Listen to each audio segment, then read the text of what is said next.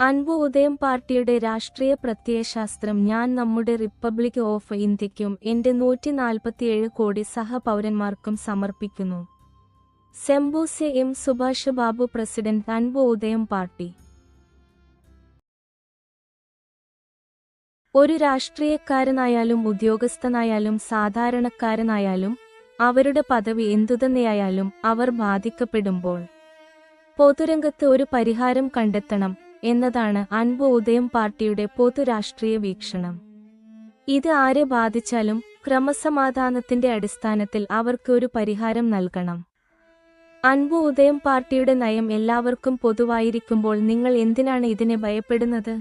എല്ലാ കാലഘട്ടങ്ങളിലും ഇന്ത്യയിലെ പത്ര, ടെലിവിഷൻ, റേഡിയോ മാധ്യമങ്ങൾ രാഷ്ട്രീയ വിമർശനങ്ങൾ, അഴിമതി ആരോപണങ്ങൾ, ജനവിരുദ്ധ പ്രവർത്തനങ്ങൾ എന്നിവ റിപ്പോർട്ട് ചെയ്യുകയും വിശകലനം ചെയ്യുകയും ചർച്ച ചെയ്യുകയും വിശദീകരിക്കുകയും ചെയ്യുന്നു. ഒടുവിൽ രാഷ്ട്രീയത്തിന് ഒരു മൂന്നാം നേതൃത്വം ആവശ്യമാണ്. രാഷ്ട്രീയത്തിന് പുതിയ ഒരാളെ വേണം. മറ്റൊരു രാഷ്ട്രീയ പാർട്ടി പശ്ചാത്തലവുമില്ലാത്ത ഒരു പുതിയ വ്യക്തി വന്നാൽ മാത്രമേ ഈ രാഷ്ട്രീയം തഴച്ചുവളരുകയുള്ളൂ എന്ന് പറയുന്നു. ഇന്ത്യൻ റിപ്പബ്ലിക്കിലെ പൗരന്മാരായ മാധ്യമ വായനക്കാർക്കും കാഴ്ചക്കാർക്കുമിടയിൽ ജനാധിപത്യ പ്രക്രിയയിൽ ആത്മവിശ്വാസം വളർത്തുന്നതിനായി പത്രപ്രവർത്തന ധർമ്മത്തിന്റെ അടിസ്ഥാനത്തിൽ മാധ്യമങ്ങൾ, ടെലിവിഷൻ, റേഡിയോ, അതിന്റെ മാധ്യമങ്ങൾ എന്നിവ മാധ്യമങ്ങളിലൂടെ വാർത്തകളിലൂടെ ജനാധിപത്യപരമായും രാഷ്ട്രീയമായും ജനങ്ങളിലേക്ക് എത്തിച്ച ഒരു തിരഞ്ഞെടുപ്പ് കാലത്തെ പ്രസംഗമായിരുന്നു ഇത്. രാഷ്ട്രീയത്തിൽ പുതിയ മുഖങ്ങളുടെ വരവിനായി കാത്തിരിക്കുന്നതുപോലെ മാധ്യമങ്ങൾ തന്നെ വാർത്തകൾ പ്രസിദ്ധീകരിച്ചുകൊണ്ടിരുന്ന സമയത്താണ് അൻപു ഉദയം രാഷ്ട്രീയത്തിലേക്ക് പ്രവേശിച്ചത്. അൻപു ഉദയം രാഷ്ട്രീയത്തിൽ പ്രവേശിച്ചതിനുശേഷം രാഷ്ട്രീയക്കാരായ നിങ്ങൾ മാധ്യമങ്ങളോടും അതിന്റെ മേലധികാരികളോടും എഡിറ്റർമാരോടും ഫീൽഡ് വർക്കർമാരോടും റിപ്പോർട്ടർമാരോടും ഫോട്ടോഗ്രാഫർമാരോടും മാധ്യമങ്ങളിലെ വീഡിയോഗ്രാഫർമാരോടും എല്ലാവരോടും പ്രധാന പാർട്ടികളെ ചുറ്റിനടക്കാൻ ആജ്ഞാപിക്കുന്ന പരിധിവരെ കൈനീട്ടിയിട്ടുണ്ടെങ്കിൽ മാധ്യമങ്ങളിലെ പത്രസ്വാതന്ത്ര്യത്തിൽ, ടെലിവിഷൻ, റേഡിയോ, ജനാധിപത്യ തത്വം എവിടെയാണ്? മാധ്യമങ്ങളിലും അതിന്റെ പ്രവർത്തനങ്ങളിലും ഇടപെട്ടുകൊണ്ട് അൻപു ഉദയം പാർട്ടിക്കെതിരെ നിങ്ങൾ മാധ്യമങ്ങളിൽ അനാവശ്യമായ വിദ്വേഷം സൃഷ്ടിച്ചു. തിരഞ്ഞെടുപ്പ് സമയത്ത് പോലും തിരഞ്ഞെടുപ്പ് പ്രചാരണത്തിൽ ഏർപ്പെടുന്നതായി മാധ്യമങ്ങൾ കണ്ടാൽ അവർ ഞങ്ങളെ കടന്നുപോകും. ഈ രീതിയിൽ എല്ലാ ഘട്ടത്തിലും എല്ലാ തലത്തിലും ഭരണകക്ഷിയായതിനാൽ നിങ്ങൾ എല്ലാവരുടെയും ഇടയിൽ അൻപു ഉദയത്തിനും അതിന്റെ രാഷ്ട്രീയത്തിനും എതിരെ അനാവശ്യമായ വിദ്വേഷം സൃഷ്ടിച്ചു. രാഷ്ട്രീയത്തിൽ നിന്ന് ഞങ്ങളെ ഒറ്റപ്പെടുത്തി. നിങ്ങളുടെ ദ്രാവിഡ മുന്നേറ്റ കഴകം DMK പാർട്ടിയുടെ സർക്കാർ രൂപീകരണത്തിലേക്ക് നയിച്ചത് നിങ്ങളുടെ ഈ പ്രവൃത്തികളാണ്.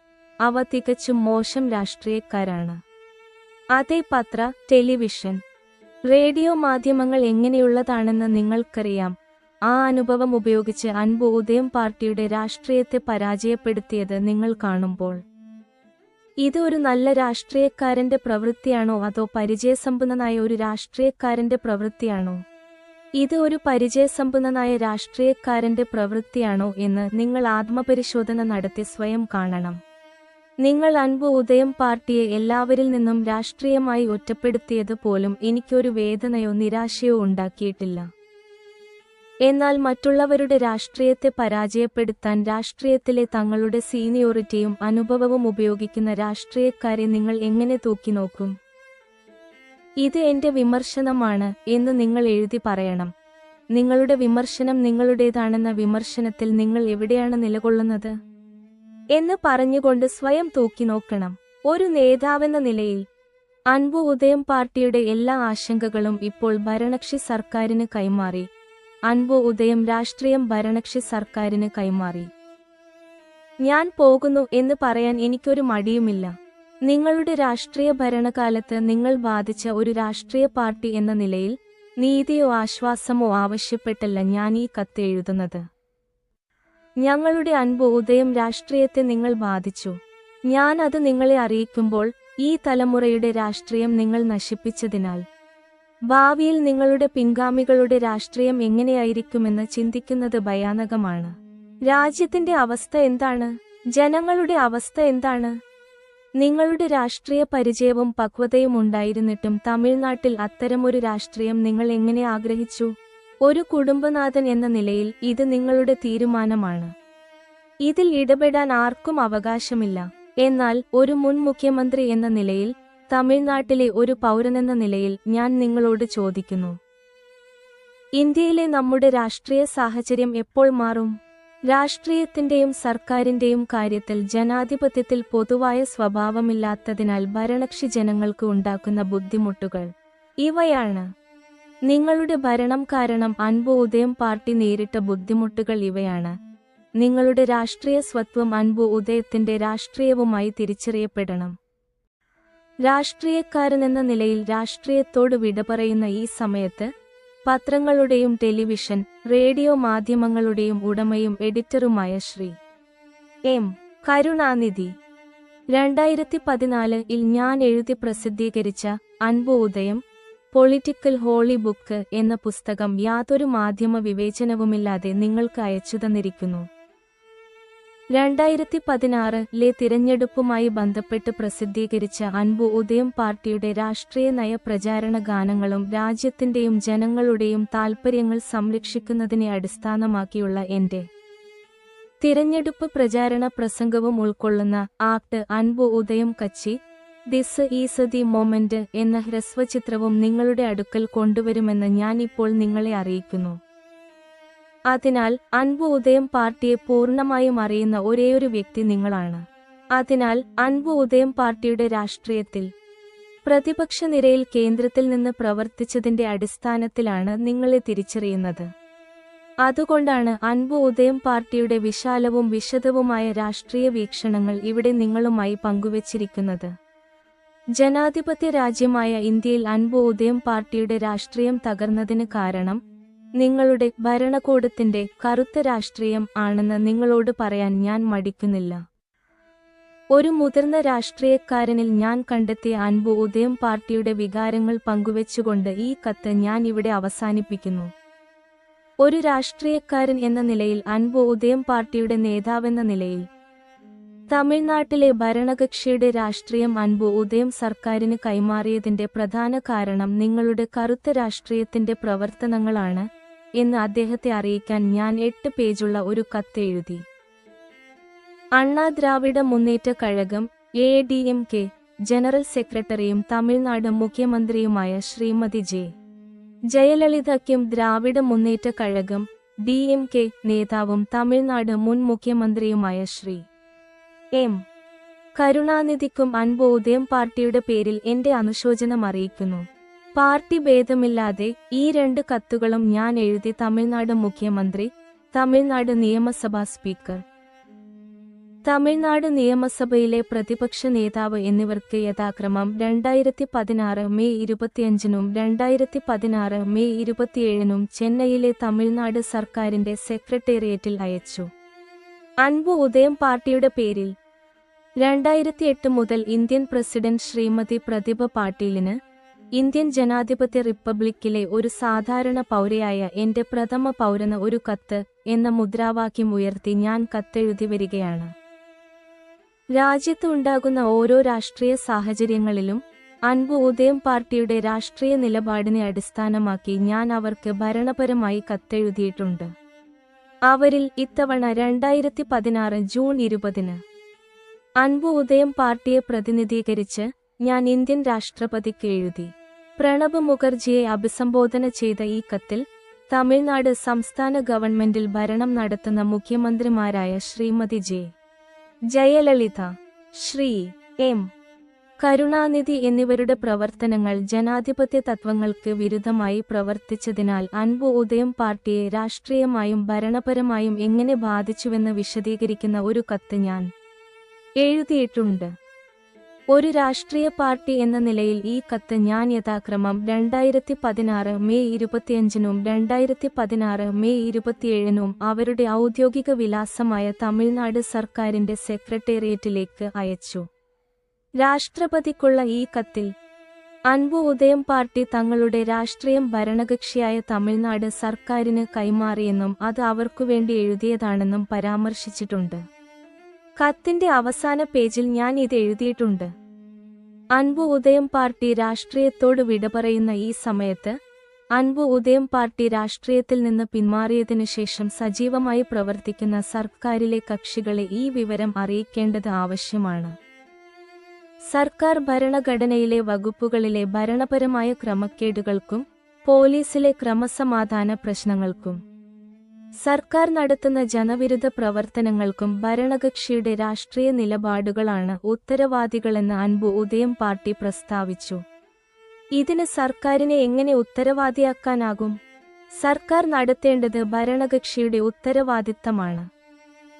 മാത്രമല്ല, അൻപു ഉദയം പാർട്ടി ഒരു സ്ഥാനാർത്ഥിയായും വോട്ടറായും തിരഞ്ഞെടുപ്പിൽ പങ്കെടുക്കുകയും ജനാധിപത്യപരമായ സംഭാവന നൽകുകയും ചെയ്തിട്ടുണ്ട്. സർക്കാർ ഭരണഘടനയ്ക്കുള്ളിൽ ഭരണകക്ഷി ജനാധിപത്യപരമായി തിരഞ്ഞെടുക്കപ്പെടുമ്പോൾ സാമൂഹിക പങ്കാളിത്തത്തിൽ വരുത്തേണ്ട മാറ്റങ്ങൾ ഞാൻ തിരിച്ചറിഞ്ഞ രാഷ്ട്രീയ നിലപാടുകളെ അടിസ്ഥാനമാക്കിയുള്ളതാണ്. ഞാൻ തിരിച്ചറിഞ്ഞ ഈ രാഷ്ട്രീയ നിലപാടുകളെ അടിസ്ഥാനമാക്കി ഞാൻ പറഞ്ഞു, ഇപ്പോൾ ഞാൻ അൻപു ഉദയം പാർട്ടിയുടെ രാഷ്ട്രീയം ഭരണകക്ഷി സർക്കാരിന് കൈമാറുന്നു. 5 വർഷത്തെ കാലാവധിക്കായി തിരഞ്ഞെടുക്കപ്പെട്ട ഭരണകക്ഷികളുടെ രാഷ്ട്രീയ വൈരുദ്ധ്യങ്ങൾക്കും അവരുടെ പ്രവർത്തനങ്ങൾക്ക് പിന്നിലെ കാരണങ്ങൾക്കുമെതിരെ പ്രതിഷേധിച്ചാണ് അൻപു ഉദയം പാർട്ടി ഇപ്പോൾ ഈ തീരുമാനം എടുത്തതെങ്കിലും ഇത് മാറ്റത്തിന് വിധേയമായ ഒരു താൽക്കാലിക തീരുമാനം മാത്രമാണ്. ഇത് കേന്ദ്ര സർക്കാരിന്റെ ഭരണകക്ഷിയുടെ നയപരമായ തീരുമാനത്തെ അടിസ്ഥാനമാക്കിയുള്ളതാണ്. ജനാധിപത്യത്തിൽ വിശ്വസിക്കുന്നവരുടെ ജനാധിപത്യ പ്രതീക്ഷകൾ ഈ രീതിയിൽ സർക്കാർ തലത്തിലേക്ക് കൊണ്ടുവരുന്ന സാഹചര്യത്തിൽ നടപടിയുടെ സ്വഭാവം എന്തുതന്നെയായാലും ജനാധിപത്യത്തിലുള്ള നമ്മളെപ്പോലുള്ള സാധാരണക്കാരുടെ വിശ്വാസം ഒരിക്കലും നഷ്ടപ്പെടില്ല. ആ അടിസ്ഥാനത്തിൽ എന്റെ രാഷ്ട്രീയ പ്രവർത്തനങ്ങൾ എപ്പോഴും രാജ്യത്തിന്റെയും ജനങ്ങളുടെയും താൽപ്പര്യങ്ങൾ സംരക്ഷിക്കുന്നതിലായിരിക്കും എന്ന് പറഞ്ഞുകൊണ്ട് ഞാൻ സർക്കാരിനോട് വിട പറഞ്ഞു. 16 പേജുള്ള ഈ കത്തിന്റെ അവസാന ഭാഗം ഞാൻ ഇങ്ങനെയാണ് അവസാനിപ്പിച്ചത്. ഈ കാലയളവിൽ അൻപു ഉദയം പാർട്ടിയുടെ പേരിൽ പത്രങ്ങൾ, ടെലിവിഷൻ, റേഡിയോ, മാധ്യമ സ്ഥാപനങ്ങൾ എന്നിവയുടെ ഉടമകൾക്കും എഡിറ്റർമാർക്കും 2016 ജൂൺ 8 എഴുതിയ ഒരു കത്തിൽ അൻപു ഉദയം പാർട്ടിയുടെ രാഷ്ട്രീയം ഞാൻ 2016 മെയ് 25 തമിഴ്നാട് സർക്കാരിന് ഭരണകക്ഷി കൈമാറിയതായി വിശദാംശങ്ങൾ നൽകി. കത്ത് ഇങ്ങനെ അവസാനിച്ചു: അൻപു ഉദയം പാർട്ടി രാഷ്ട്രീയത്തിൽ നിന്ന് പിന്മാറുന്നു എന്ന ഈ സാഹചര്യത്തിൽ ഒരു വശത്ത് അതിന്റെ ജനാധിപത്യ സംഭാവനയ്ക്കായി ഭരണതലത്തിൽ അവിടെ സ്വീകരിച്ച് നടപ്പിലാക്കിയ നടപടികൾ ഉണ്ട്. മറുവശത്ത് വ്യക്തിഗത തലത്തിൽ അതിന്റെ ഗുണദോഷങ്ങൾ സൃഷ്ടിക്കുന്ന എല്ലാം അതിന്റെ പ്രവർത്തനങ്ങളും അതിൽ ആഴത്തിൽ ഉൾച്ചേർന്നിരിക്കുന്നു.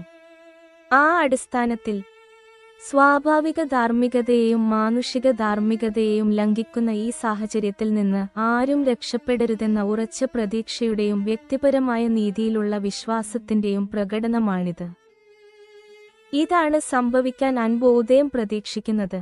ഇപ്പോൾ അൻപു ഉദയം പാർട്ടി രാഷ്ട്രീയ രംഗത്ത് പരാജയപ്പെട്ടു. അത് രാഷ്ട്രീയത്തോട് വിട പറയുന്നു എന്ന് പറയുന്ന ഈ പോസ്റ്റ് പ്രസിദ്ധീകരിക്കുന്നു. പത്ര, ടെലിവിഷൻ, റേഡിയോ, പത്രപ്രവർത്തകർ, പ്രമുഖ രാഷ്ട്രീയ പാർട്ടികൾ, ഇതാണ് ഞങ്ങൾ പ്രതീക്ഷിച്ചത് എന്ന നിങ്ങളുടെ അഭിപ്രായത്തിന് ആദ്യം മറുപടി നൽകണമെന്ന് ഞങ്ങൾ കരുതി. അൻപു ഉദയം പാർട്ടിയെക്കുറിച്ച് ഞാൻ പറയുമ്പോൾ നിങ്ങളെക്കുറിച്ച് എല്ലാം ഞങ്ങൾക്കറിയാം. നിങ്ങളുടെ മനോഭാവവും ചിന്തകളും, നിങ്ങളിൽ നിന്ന് ഞങ്ങൾ പഠിച്ചതും നിങ്ങളുടെ പ്രവൃത്തികളെ അടിസ്ഥാനമാക്കി ഞങ്ങൾ നിരീക്ഷിച്ചതുമായ എല്ലാം. ഇതിലൂടെ നമ്മെക്കുറിച്ച് എല്ലാം അറിയുന്നയാൾ മാത്രമേ രാഷ്ട്രീയത്തിൽ നിന്ന് വിരമിക്കുന്നുള്ളൂ എന്ന് നിങ്ങൾ മനസ്സിലാക്കുന്നതിനായി ഞാൻ ഇവിടെ ഇത് പരാമർശിക്കുന്നു. രാജ്യത്ത് ജനാധിപത്യ രീതിയിൽ രാഷ്ട്രീയത്തിലും തിരഞ്ഞെടുപ്പുകളിലും പങ്കെടുത്ത നമ്മൾ ചെയ്യുന്ന ക്രമക്കേടുകളെക്കുറിച്ച് ഒന്നും അറിയാതെ രാഷ്ട്രീയത്തിൽ വന്ന, വർഷങ്ങളോളം അവ നിരീക്ഷിച്ച, പിന്നീട് ഒരു വ്യക്തിയായി പോയി അതിൽ ഖേദിച്ച ഒരാൾ എന്ന ചിന്ത നമ്മുടെ ഇന്ത്യൻ റിപ്പബ്ലിക്കിലെ ഒരു പൗരന് പോലും ഉണ്ടാകരുത്. അൻപു ഉദയം പാർട്ടിയുടെ രാഷ്ട്രീയത്തെ നിങ്ങൾ അങ്ങനെ കുറച്ചു കാണരുത്. അതുകൊണ്ടാണ് അൻപു ഉദയം പാർട്ടിയുടെ നിലപാട് നിങ്ങളുടെ മുന്നിൽ വയ്ക്കുന്നത്.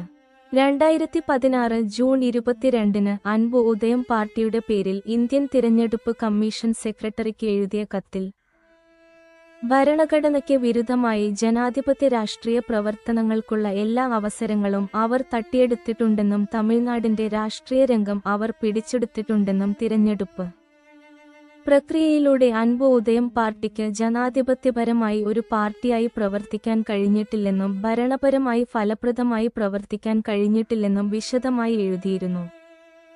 ഇന്ത്യൻ തിരഞ്ഞെടുപ്പ് കമ്മീഷൻ രജിസ്റ്റർ ചെയ്ത് അംഗീകരിച്ചിട്ടുള്ള ഈ പാർട്ടികളായ ഓൾ ഇന്ത്യ അണ്ണാ ദ്രാവിഡ മുന്നേറ്റ കഴകം ADMK, ദ്രാവിഡ മുന്നേറ്റ കഴകം DMK എന്നിവ തമിഴ്നാട് നിയമസഭയിലെ സർക്കാർ ഭരണ പ്രതിപക്ഷ പാർട്ടികളാണ്. ഇന്ത്യൻ തിരഞ്ഞെടുപ്പ് കമ്മീഷനിൽ രജിസ്റ്റർ ചെയ്തിട്ടുള്ള അൻപു ഉദയം പാർട്ടിക്ക് തമിഴ്നാട്ടിൽ ഒരു രാഷ്ട്രീയ പാർട്ടി എന്ന നിലയിൽ രാഷ്ട്രീയം ചെയ്യാൻ കഴിഞ്ഞിട്ടില്ല. അവർക്ക് തിരഞ്ഞെടുപ്പുകളിൽ ശരിയായി പങ്കെടുക്കാനോ ജനാധിപത്യ രീതിയിൽ സ്ഥാനാർത്ഥികളായി മത്സരിക്കാനോ കഴിയുന്നില്ല. സർക്കാർ വഴി അവർ ഭരണപരമായ അനീതികളിൽ ഏർപ്പെടുന്നു. പത്രങ്ങൾ, ടെലിവിഷൻ, റേഡിയോ മാധ്യമങ്ങൾക്ക് വാർത്തകൾ പ്രസിദ്ധീകരിക്കാനും പ്രക്ഷേപണം ചെയ്യാനുമുള്ള സ്വാതന്ത്ര്യം പരിമിതപ്പെടുത്തിയിരിക്കുന്നു. ഇതുമൂലം അൻപു ഉദയം പാർട്ടിയുടെ രാഷ്ട്രീയം തമിഴ്നാട് ഭരണകക്ഷി സർക്കാരിന് കൈമാറി. ഒരു ജനാധിപത്യ രാജ്യത്ത് ജനങ്ങളുടെ പ്രതിനിധികളും ഭരണാധികാരികളുമായ അധികാരത്തിലിരിക്കുന്നവർ അവരുടെ ഇഷ്ടത്തിനനുസരിച്ച് പ്രവർത്തിക്കുന്നു. ജനസംഖ്യയിൽ വലുതാണെങ്കിലും ആ രാജ്യത്തെ പൗരന്മാർ തിരഞ്ഞെടുപ്പുകളിൽ വോട്ട് ചെയ്യുന്നതിൽ വോട്ടർമാരെപ്പോലെ വളരെ ദുർബലരാണ് എന്നൊരു ധാരണ സൃഷ്ടിക്കപ്പെടുന്നു. അതേസമയം ആഗോളതലത്തിൽ ഈ കേസിൽ അത്തരമൊരു ധാരണ അതിശയോക്തിപരമായ രീതിയിൽ സൃഷ്ടിക്കപ്പെടുന്നതിനാലാണ് മറ്റുള്ളവർ ഇതിനെ രാഷ്ട്രീയമായി അത്ഭുതത്തോടെ നോക്കുമ്പോൾ അൻപു ഉദയം അങ്ങനെയല്ല. ഭരണഘടനാപരമായ ജനാധിപത്യത്തിൽ ഈ ക്രൂരത ചെയ്യുന്ന ജനപ്രതിനിധികളെ അവരുടെ ഇഷ്ടത്തിനനുസരിച്ച് പ്രവർത്തിക്കാൻ അനുവദിച്ചുകൊണ്ട് നമ്മൾ അത് സഹിക്കേണ്ടതില്ല. അൻപു ഉദയം രാഷ്ട്രീയത്തിൽ പ്രവേശിച്ച് ഒരു സ്ഥാനാർത്ഥിയായി തിരഞ്ഞെടുപ്പിൽ പങ്കെടുത്തു. ഇന്ത്യൻ ജനാധിപത്യത്തിൽ പൗരന്മാരുടെ രാഷ്ട്രീയ അവകാശങ്ങളും തിരഞ്ഞെടുപ്പുകളിൽ പങ്കാളിത്തവും എത്ര ദയനീയമാണെന്ന് പ്രായോഗികമായി നമ്മൾ കണ്ടത് അത്തരമൊരു സാഹചര്യത്തിലാണ്.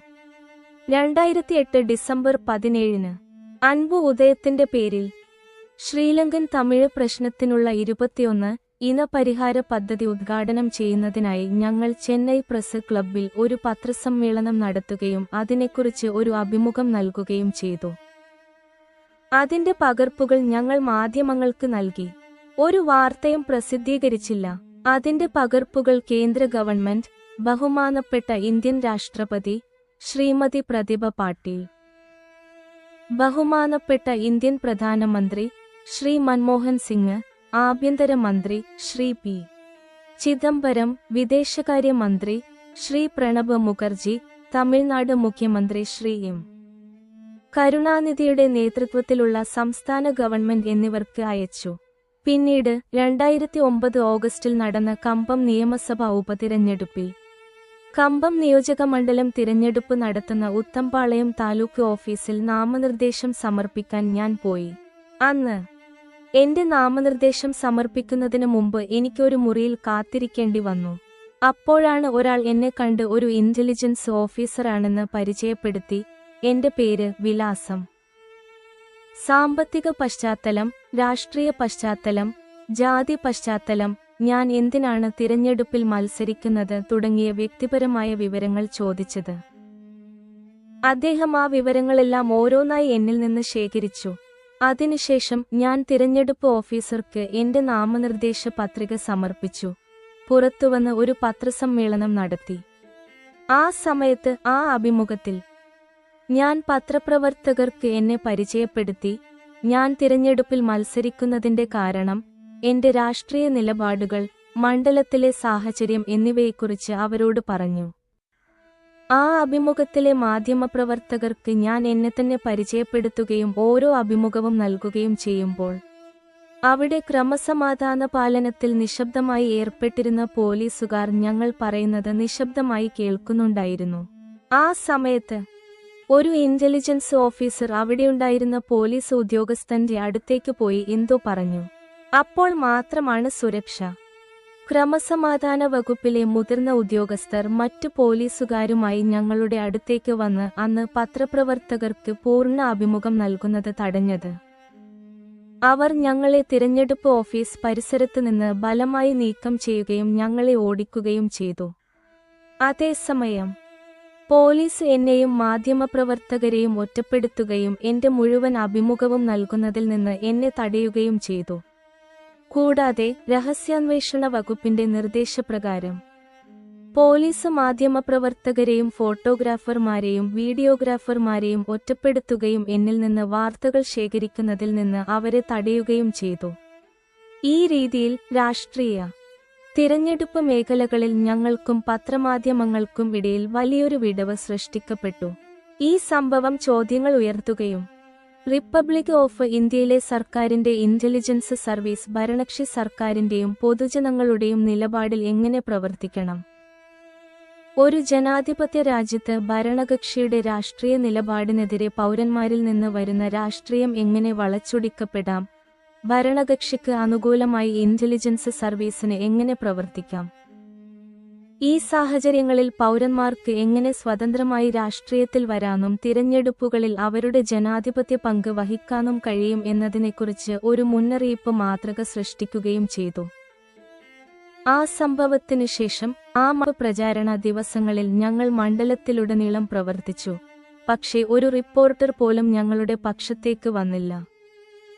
തിരഞ്ഞെടുപ്പ് പ്രചാരണം ആരംഭിച്ചതിനു ശേഷം അവരുടെ പത്രങ്ങളിലെയും ടെലിവിഷൻ പ്രക്ഷേപണ ചാനലുകളിലെയും റേഡിയോ പ്രക്ഷേപണ മാധ്യമങ്ങളിലെയും മാധ്യമങ്ങൾ ഞങ്ങളുടെ ഭാഗത്തുനിന്ന് അൻപു ഉദയം ജനകീയ സ്ഥാനാർത്ഥിയെക്കുറിച്ച് അവരുടെ വായനക്കാർക്കും കാഴ്ചക്കാർക്കും വരിക്കാർക്കും ആ മണ്ഡലത്തിലെ വോട്ടർമാർക്കും ഇന്ത്യൻ റിപ്പബ്ലിക്കിലെ പൗരന്മാർക്കും ഒരു വാർത്തയും പ്രസിദ്ധീകരിച്ചിട്ടില്ല. കമ്പം നിയമസഭാ മണ്ഡലത്തിലെ ഉപതിരഞ്ഞെടുപ്പിൽ എന്റെ വ്യക്തിപരമായ രാഷ്ട്രീയ വ്യക്തിത്വമായ അൻപു ഉദയം മക്കൾ നന്ദിക എന്ന പേരിൽ സ്വതന്ത്ര സ്ഥാനാർത്ഥിയായി മത്സരിക്കുകയും ഭരണകക്ഷിക്കെതിരായ ഞങ്ങളുടെ രാഷ്ട്രീയ സമീപനത്തെയും ഫീൽഡ് വർക്കിലെ ഞങ്ങളുടെ തിരഞ്ഞെടുപ്പ് പ്രചാരണ രീതികളെയും പ്രകടിപ്പിക്കുകയും ചെയ്തു. ഈ തിരഞ്ഞെടുപ്പിൽ ഭരണകക്ഷിയായ DMK പാർട്ടി അൻപു ഉദയത്തെ അവരുടെ പാർട്ടി സ്ഥാനാർത്ഥിക്കും രാഷ്ട്രീയത്തിനും ഒരു വെല്ലുവിളിയായി കണക്കാക്കി. ഭരണകക്ഷിക്കെതിരായ ശക്തമായ പ്രതിപക്ഷമായിട്ടാണ് ഞങ്ങൾ ആ തിരഞ്ഞെടുപ്പിൽ ഞങ്ങളുടെ പ്രചാരണം രൂപപ്പെടുത്തിയത്. ആ സമയത്ത് തമിഴ്നാട് നിയമസഭയിലെ പ്രതിപക്ഷ പാർട്ടിയായിരുന്ന AIADMK പാർട്ടി ആ മണ്ഡലത്തിലെ തിരഞ്ഞെടുപ്പിൽ മത്സരിച്ചിരുന്നില്ല. അതിനാൽ ആ തിരഞ്ഞെടുപ്പിൽ വോട്ടർമാർ ഞങ്ങളെ പ്രധാന സ്ഥാനാർത്ഥിയായും ഭരണകക്ഷിക്കെതിരായ എതിരാളിയായും തിരിച്ചറിഞ്ഞു.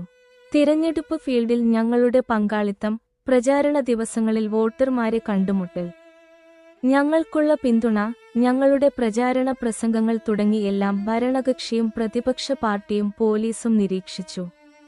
ഇതെല്ലാം പോലീസ് സംരക്ഷണമില്ലാതെയാണ് സംഭവിച്ചത്. ഞങ്ങൾ മണ്ഡലത്തിന്റെ എല്ലാ ഭാഗങ്ങളിലും പോയി ജനങ്ങളെ കണ്ടു.